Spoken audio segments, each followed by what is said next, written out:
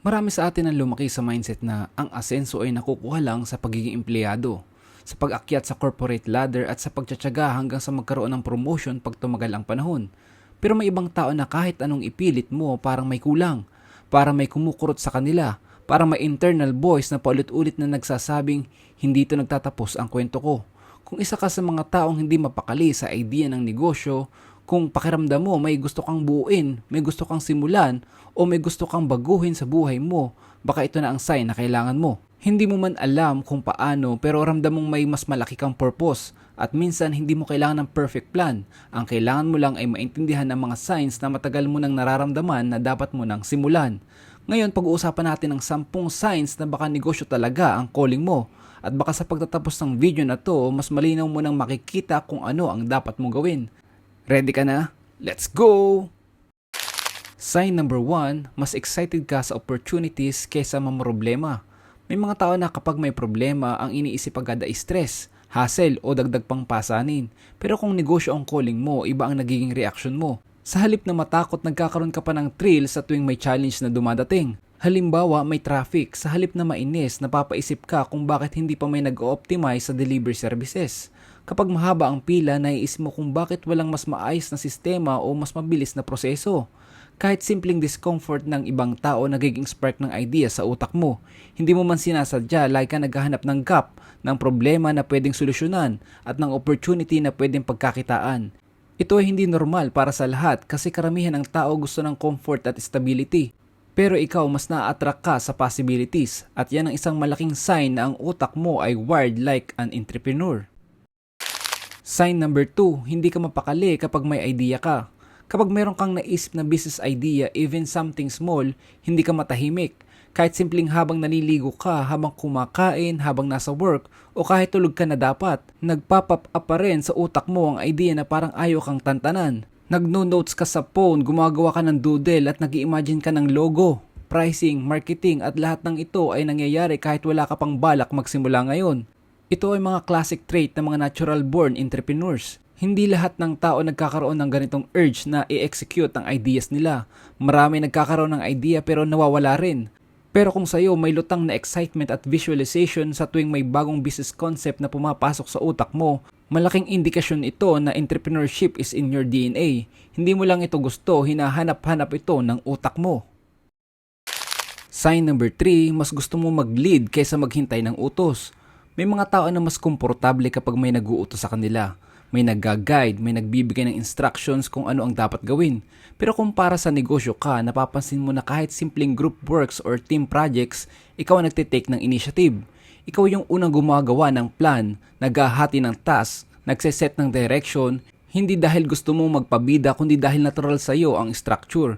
Natural mong nakikita ang bigger picture, natural mong naaayos ang gulo. Ang leadership hindi lang ability kundi instinct. At kung sa'yo automatic ang pagiging organizer at decision maker kahit hindi mo sinasadya, malaking sinyalis ito na bagay sa'yo ang magpatakbo ng sarili mong negosyo.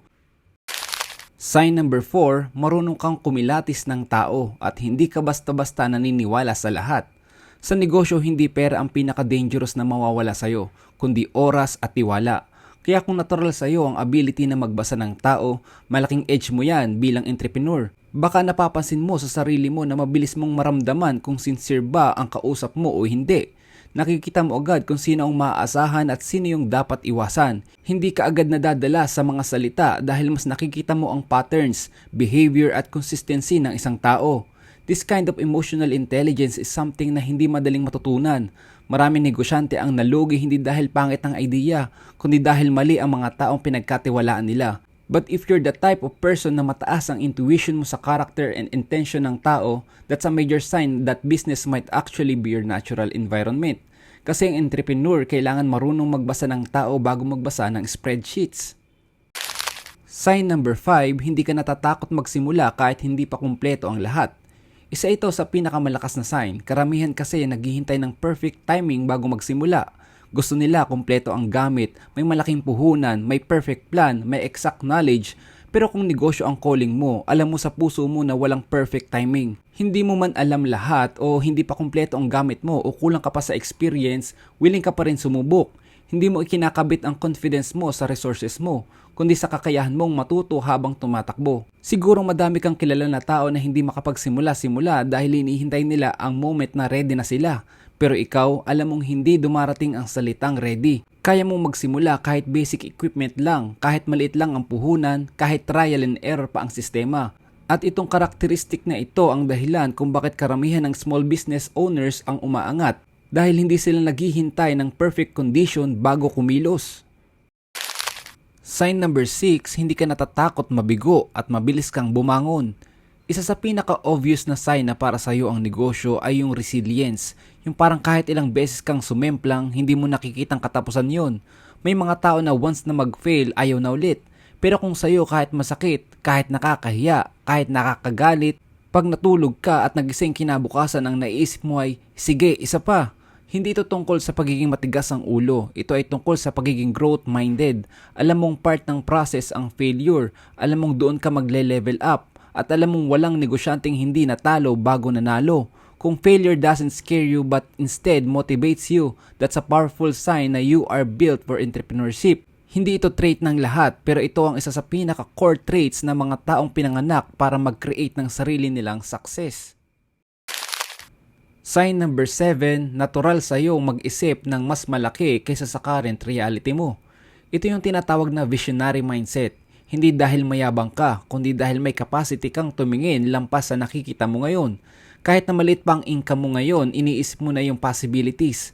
Kahit na hindi mo pa kayang gawin, ini-imagine mo na yung future business mo. Hindi mo ito ginagawa dahil fantasy. Ginagawa mo ito dahil you believe in potential.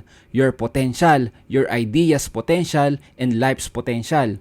Kung madalas kang tinatawag na ambisyoso o ambisyosa, pero deep down alam mong kaya mong abutin ang goals mo basta kumilos ka, malaking sign ito. Dahil ang mga entrepreneurs hindi nag-ooperate based on present situation. Ang basis nila ay vision. Kung vision-oriented ka, malaki ang chance na para sa iyo talaga ang pagninegosyo. Sign number 8, hindi ka takot magtrabaho ng mas malaki, mas matagal at mas malalim. Ito ang trait na kumukontra sa myth na ayokong magnegosyo, nakakapagod. Totoo, nakakapagod ng negosyo, pero kung passion mo ang building, creating and growing something, hindi mo ramdam ang pagod bilang burden. Ramdam mo ito bilang investment. Habang ang ibang tao pagod na pagod sa overtime, ikaw willing kang magpuyat para sa vision mo. Habang ang iba nagrereklamo kapag may dagdag trabaho, ikaw naman ay energized kapag may progress. Kung ikaw yung tipo na hindi natatakot mag-effort basta alam mong may direksyon, may future at may reason, then yes, negosyo might be your calling. Dahil ang totoong negosyante hindi sumusuko sa hirap. Ginagawa niya itong motivation. Sign number 9, mahilig kang mag-experiment at matuto mula sa mistakes. Isa sa pinakamalaking tanda na negosyo talaga ang calling mo ay kapag kahit employed ka, natural sa'yo na mag-try ng bagong idea sa trabaho. Hindi ikaw yung tipo na kung ano ang nakasanayan, yun na lang. Mahilig kang mag-suggest ng bagong paraan para mas mapabilis ang trabaho, mas gumanda ang proseso o mas maging efficient ang team. At kahit minsan pumapalya, hindi ka natatakot. Hindi ka natitinag kapag may mali. Ginagawa mo itong learning opportunity. Imbis na ma-discourage ka, iniisip mo agad, okay, anong pwede ko pang ayusin next time?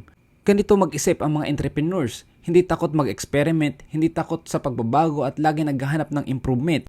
Kaya kahit nasa corporate world ka pa, yung eagerness mo to innovate at willingness to take calculated risks ay malino na indikasyon na may dugo ka ng isang future entrepreneur. Kung palagi mong hinahanap kung paano mapapabuti ang sistema, trabaho at sarili mo, baka talagang negosyo ang para sa'yo.